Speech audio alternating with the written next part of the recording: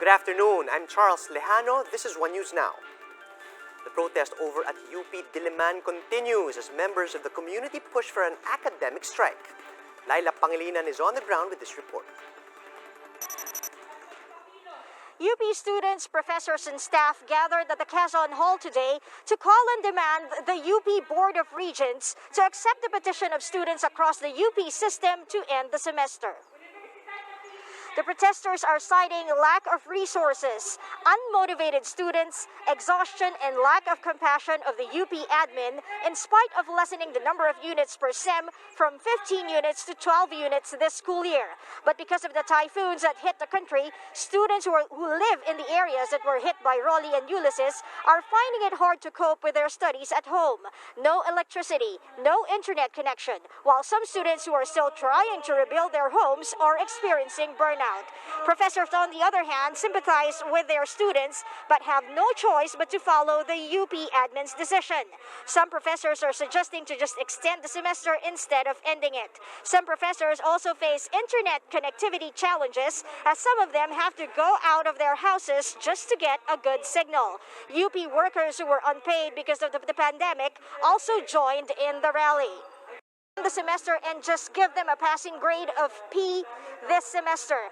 And as for the resumption of classes, they are hoping that it wouldn't be soon, not unless the UP admin is ready and willing to understand the plight of its students. Reporting from UP Diliman, Laila Pangilinan, we are One News. And we've got an update on that story. The University of the Philippines is set to implement a no-fail policy for this semester, following the continued calls for an academic strike. The UP Office of the Student Regent made this announcement on Twitter, just as the UP community flocked to the streets to demand an end to the semester.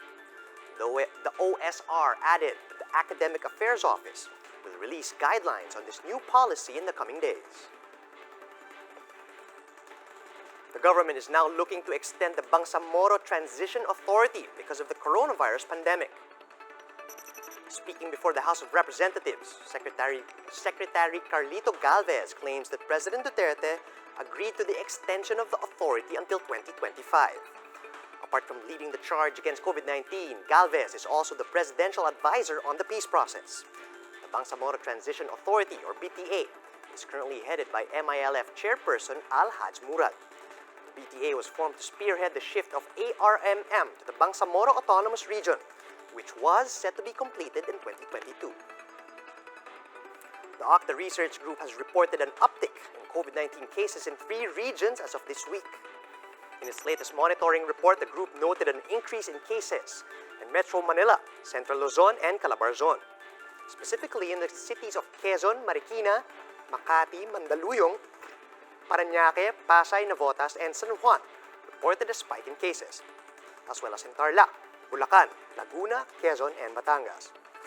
The researchers said it was not clear whether the trend was due to the rise in mobility, the opening of the economy, the effect of the recent typhoons, or failure to comply with health protocols. The group warns that if this continues, we will see a gradual rise in COVID-19 cases in the country, although they insist the current situation remains manageable. For more updates, visit News 5, the Philippine Star, and Business World online. Visit our website, onenews.ph, for more in-depth analysis. And you can also catch One News on the Signal Play app. Register for a free account at www.signalplay.com and stream One News live anytime, anywhere. I'm Charles Lejano. We are One News.